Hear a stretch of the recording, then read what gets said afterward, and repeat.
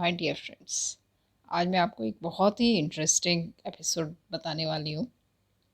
उसमें इसका ये उसी की सीरीज़ है कि क्यों हमें नेगेटिव नहीं बोलना चाहिए। इसमें ये होता है कि कब माँ सरस्वती आपकी जिह्वा पे बैठी हो और कब आपकी वो बात सच हो जाएगी, आपको पता भी नहीं लगेगा।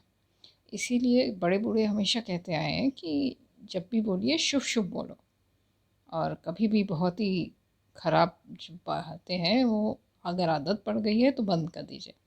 आज मैं आपको एक ऐसा किस्सा सुनाऊंगी, वाकई में बहुत ही, मुझे भी बहुत आश्चर्य हुआ था जब वो पूरा हुआ। तो क्या हुआ कि मैं इंटरव्यू देने गई थी भुवनेश्वर।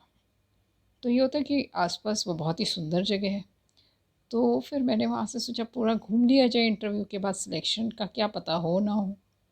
तो मैंने एक दिन का टूर लिया जिसमें वो कोणार्क ले जाते हैं और चंद्रभागा बीच दिखाते हैं, पुरी बीच दिखाते हैं और जगन्नाथ जी के दर्शन कराते हैं। तो ये पूरा टूर होता है। तो शुरुआत जो करते हैं वो पहले कोणार्क ले जाते हैं। तो कोणार्क तो बहुत ही खूबसूरत है। उससे 2 किलोमीटर दूर फिर वो चंद्रभागा बीच, जो कि बहुत ही डेंजरस मानी जाती है, बहुत ही तेज़ी से पानी आता है। तो चंद्रभागा बीच से फिर पुरी जाते हैं। तो चंद्रभागा बीच के जो समुद्र के पैरेलल एक रोड चलती है जिसे वहाँ का मैरीन ड्राइव भी बोलते हैं लोग।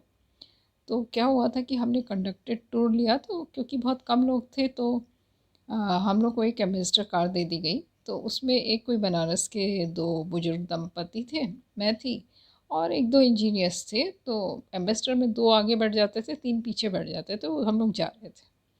तो वो जो मैरीन ड्राइव पे जब गए तो मतलब पूरे रास्ते वो समुद्र की बड़ी बड़ी लहरें दिख रही थी।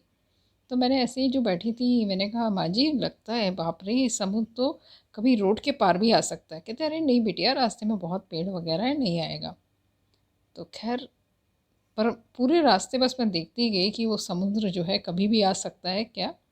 तो खैर हम लोग चले गए, पुरी बीच गए, फिर वो जगन्नाथ जी के दर्शन किए। उसके बाद नेक्स्ट डे मैंने अपना इंटरव्यू दिया और फिर उसके बाद मैं वापस आई। अब इत्तेफाक से मेरा वहाँ सिलेक्शन हो गया।